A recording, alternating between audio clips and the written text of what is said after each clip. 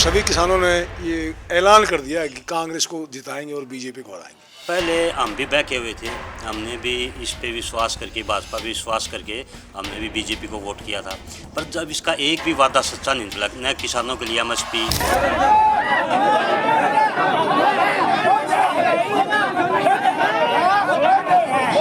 10 साल पहले मोदी जी की बातों में आगे थे बिल्कुल।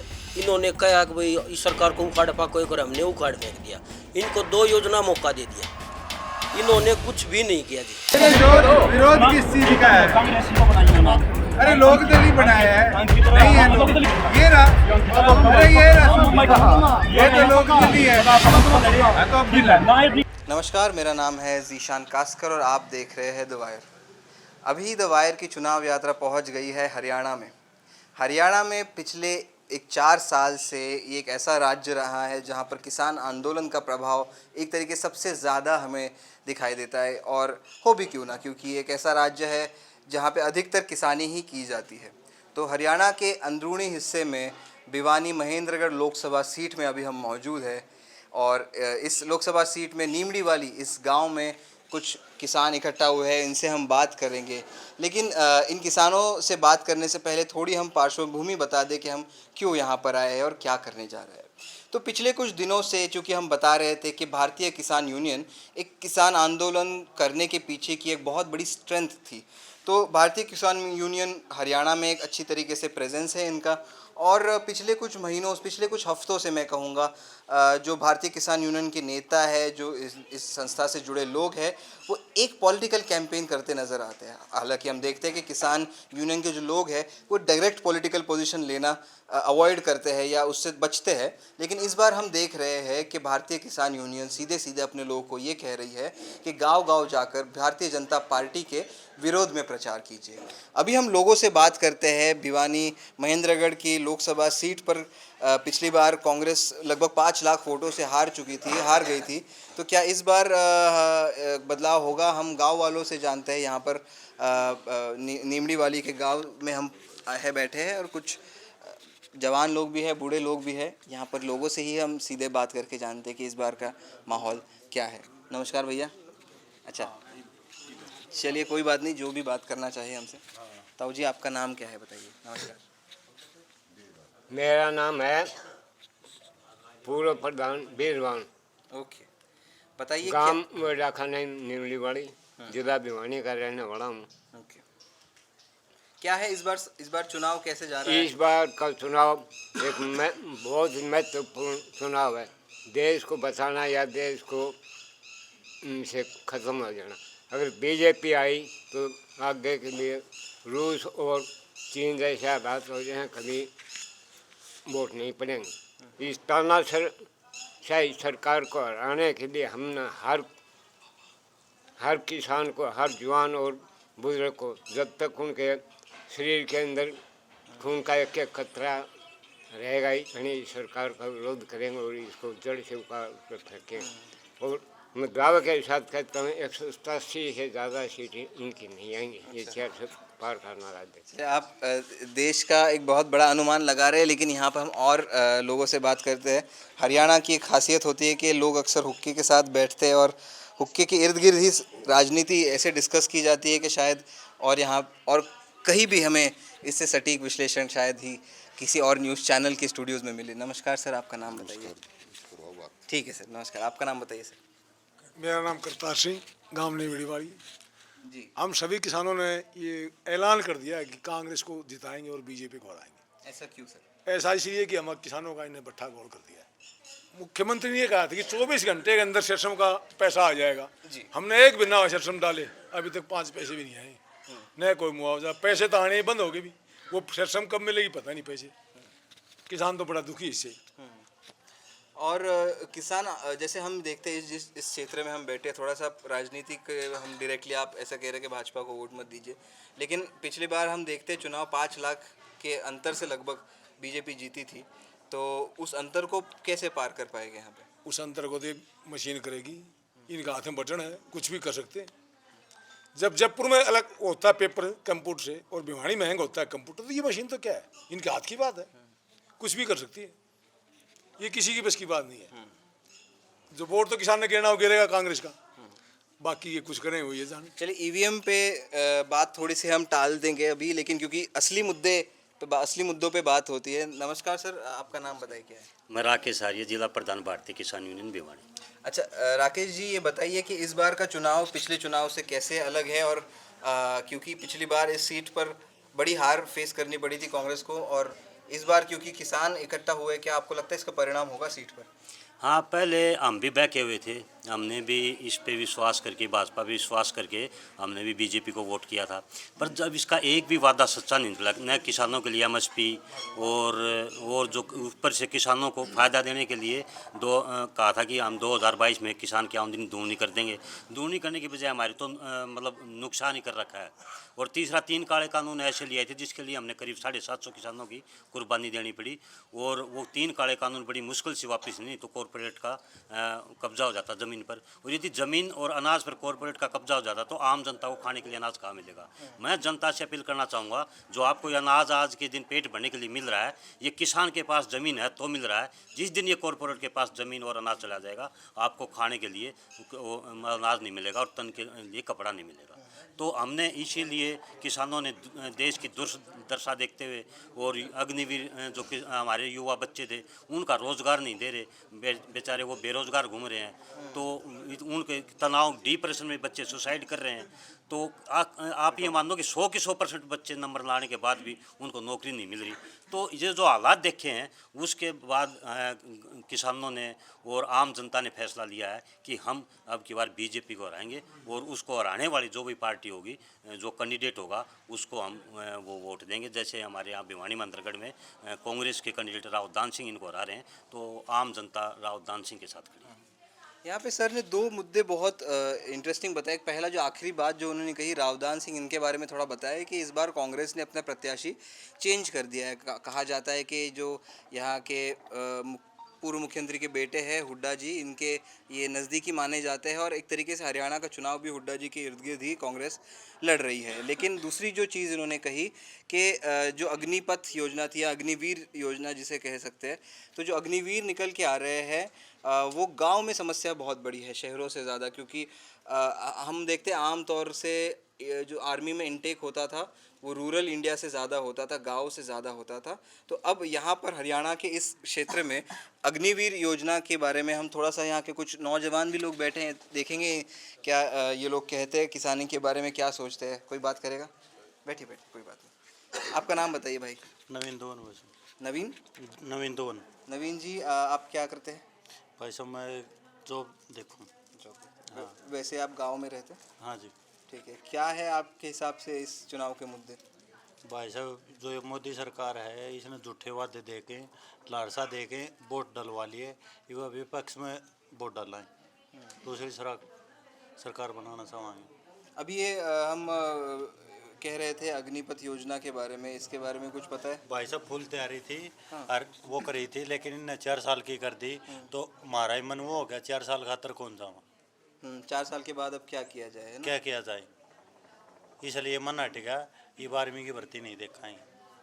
ये भाई बहुत ही बड़ी बात बोल रहे हैं। बहुत सिंपल सी बात है कि 4 साल की अगर योजना है, 4 साल के बाद क्या किया जाएगा, ये सवाल किसी के भी मन में हो सकता है। इसकी वजह से निराशा से ये भर्ती, अपने आप को भर्ती ही नहीं कर रहे, पूरी तैयारी में थे, लेकिन ये खुद क्या नाम आपका कहा? नवीन जो है, खुद भर्ती के लिए तैयार थे, लेकिन चूँकि 4 साल की ये योजना, इसकी वजह से नहीं जा पाया। तो किसानी की तो समस्या है, नौजवानों की भी समस्या, और भी कुछ लोग बात करेंगे यहाँ पर। नमस्ते सर, आपका नाम क्या है बताइए? नहीं कोई बात नहीं। मेरा नाम विक्रम है। विक्रम भाई, आप क्या करते हैं? मैं खेतीबाड़ी का ही काम करता हूँ। ओके, क्या है खेतीबाड़ी की इस साल कैसे हालात है, कैसे अनाज कैसी, उपज कैसी है इस बार? उपज अच्छी है, लेकिन जो किसान के भाव थे वो नहीं मिल रहे। सरकार ने किसानों की आमदनी दुगनी करने के बजाय किसानों का खर्चा दुगना कर दिया है, लेकिन आमदनी घट रही है दिन भर दिन, और ज़मीन है वो दिन भर दिन घटती जा रही है। गांव के चारों तरफ हाई वोल्टेज लाइन लगा दी हैं, ना तो उसके नीचे किसान खेती कर सकता है, ना उसके नीचे आ जा सकता है, तो बड़ी दिक्कतें आ रही हैं किसान को। ये हाई वोल्टेज जो लाइनें लगाई है, इन हाई वोल्टेज लाइनों से और क्या दिक्कतें आम जन, जैसे गांव वालों को क्या परेशानी हो रही है, पशुओं की परेशानी है, थोड़ा बताएंगे क्या है? हाई वोल्टेज लाइनों की वजह से मतलब पशुओं में बीमारियां आ रही हैं, मतलब जो इंसान उनमें बीमारियां आ रही हैं। किसान खेत में जाके अपनी पाइपलाइन नहीं बदल सकता क्योंकि उसके नीचे करंट आ रहा है। किसान के पैरों मतलब उसके नीचे से गुजरता है तो उसको करंट महसूस होता है, तो इस डर के मारे वो जा भी नहीं सकता खेत में। टाइम से अपना खाद बीज जो पानी है वो काम नहीं कर सकता है।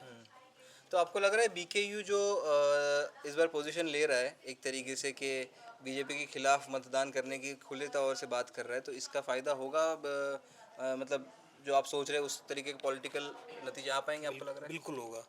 बीकेयू का जो फैसला है भी भाजपा को हटाओ, ये है काले अंग्रेजों से देश को छुटकारा दिलवाना। अगर ये रहे तो देश आज भी गुलाम है, अगर दोबारा आए तो दोबारा गुलाम होगा। पहले अंग्रेज भी गोरे अंग्रेजों का गुलाम था देश, अब काले अंग्रेजों का गुलाम हो गया देश।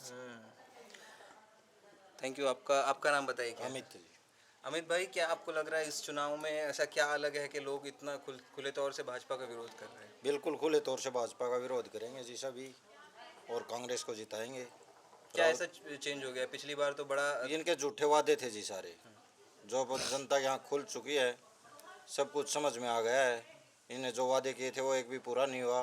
किसान वर्ग तो इनसे बहुत दुखी है, किसान मजदूर सब कुछ हर वर्ग इनसे दुखी है, इसलिए इसको बदलना चाहता है और अब की बार बदल के छोड़ेगा। और नौजवानों की बात हम थोड़ा सा, क्योंकि हमने सिर्फ इन्हीं एक से बात की। नौजवान कहाँ जाएगा जी? अब 4 साल के लिए एक बात बताओ, अब 4 साल के बाद कहाँ जाएगा नौजवान? क्या करेगा वो? अग्निवीर योजना इन्हें लगा दी, अब इतनी तैयारी करता है, पढ़ाई लिखाई करता है, कितना खर्चा होता है, और अब 4 साल में वापस घर बैठ जाएगा तो 4 साल के बाद क्या करेगा? कहाँ जाएगा? क्या न तो वो खेती कर सकता है 4 साल के बाद, ना नहीं कहीं दूसरी नौकरी कर सकता है। 4 साल में तो पूरी ज़िंदगी का गुजारा तो होगा नहीं, ना पेंशन है ना कुछ हो रहा है। ये बताओ आप। आप बताइए ताऊ, क्या आप कह रहे हैं इस बार? ताऊ का तो सांस उठाना सारा खोल दे पोले। क्या कहा उन्होंने?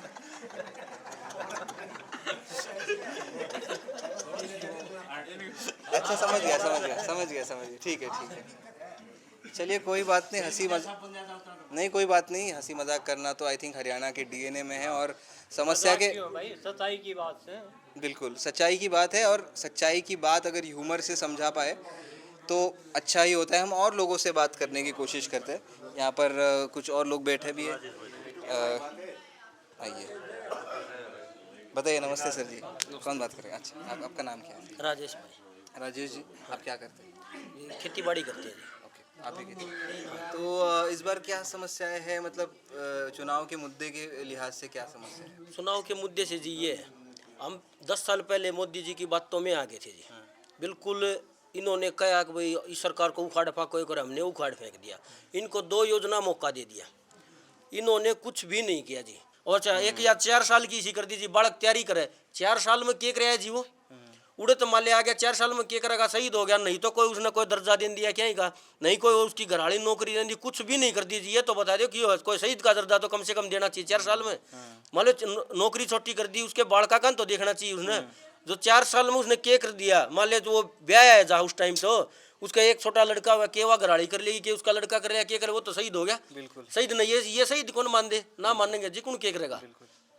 तो ये जी, बहुत सारे मतलब एक तरीके से हम देख रहे हैं कि लोगों के इमोशंस भी बर्स्ट हो के आ रहे हैं, क्योंकि जब बोलने का मौका मिलता है और समस्या ढेर सारी होती है तब इंसान के अंदर की भावनाएं ही प्रकट होती है। और एक हम एक पानी की बिल्कुल समस्या, बताइए। एक हमारे गांव की पानी की समस्या आज से 15 साल पहले घनश्याम सर्राफ उसमें उठा था। अच्छा, क्या कौन थे घनश्याम सराफ? विधायक में उसने पानी के टंकर लिया कि हमारा गांव में उसने शुरुआत करी थी, पानी के टंकर भेजे थे जब तो उसकी पहचान बनी थी। अब वही बढ़िया करेगा। आज वो 3 बार विधायक बन लिया। 15 साल हो गए जी। हमारे गांव में आज भी वो पानी की समस्या है। 15 साल में उसने क्या कराया? उसने कुछ नहीं कराया। एक हमारे गुरुजी हैं शेर सिंह, वो इस गांव में पीने का पानी आपके कॉलेज के लिए ले रखा है, उसने उस गांव में सप्लाई कर रखी है। उस अगर जब वो 10 दिन पानी को बंद कर देना तो इस गांव का जी पेशाब बंद हो जाए जी। बिल्कुल पानी का पीना नहीं है। उन्होंने ये क्या था कि मैं ये करूँगा क्या कराया जी उसने? 15 साल आज भी वही पानी की समस्या है। एक बूंद पानी में पीने का नहीं है। रही बात जी भिवानी से बोले मैं उसका डिग्गी के अंदर पाइप दाब के लाऊंगा, वो पाइप तो दाब दी है लेकिन उसमें घूट नहीं आओगी जी। वो कौन से SYL का पानी ले दिया जी?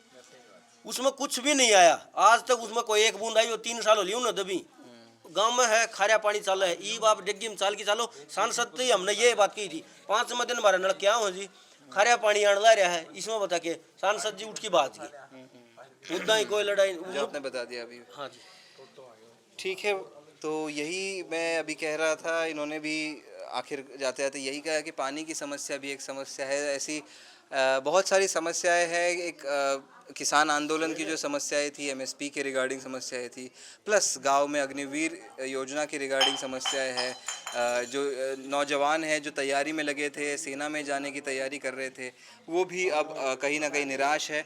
और लेकिन इस सब के बीच में हम ये देखने आए थे कि राजनीतिक हलचलें किस तरीके से हो रही है, क्योंकि इतना सब कुछ हो जाने के बाद भी पिछले दिनों हम देखते थे कि हरियाणा को भी अच्छा खासा लीड, हरियाणा में से अच्छा खासा लीड बीजेपी को मिला था। लेकिन इस बार चुनाव में बीकेयू एक सक्रिय भूमिका निभाती हुई हमें दिख रही है। बीकेयू सीधे सीधे गांव में जाकर लोगों को कह रही है कि बीजेपी के खिलाफ मतदान कीजिए। हरियाणा की 10 सीटें हैं। क्या बीकेयू की वजह से और क्या कांग्रेस के प्रचार की वजह से ग्राउंड पर चेंज आएगा? 10 में से पिछली बार 10 सीटें बीजेपी जीती थी। क्या इस बार एक डेंट करने में कांग्रेस और बीकेयू की ताकत कांग्रेस के पीछे जो है? सुपड़ा साहब, अब की बार सुपड़ा साहब, अब की बार सुपड़ा साहब, भाजपा सरकार मुर्दाबाद, भाजपा सरकार मुर्दाबाद। तो जैसे देखे आपने देखा है, एक भाजपा विरोधी माहौल यहाँ पर हरियाणा के इस गांव में मौजूद है। और इनका कहना है कि यही माहौल हरियाणा के गांव-गांव में मौजूद है। मेरा नाम है जीशान कास्कर और आप देख रहे हैं द वायर। कैमरा के पीछे है विकास।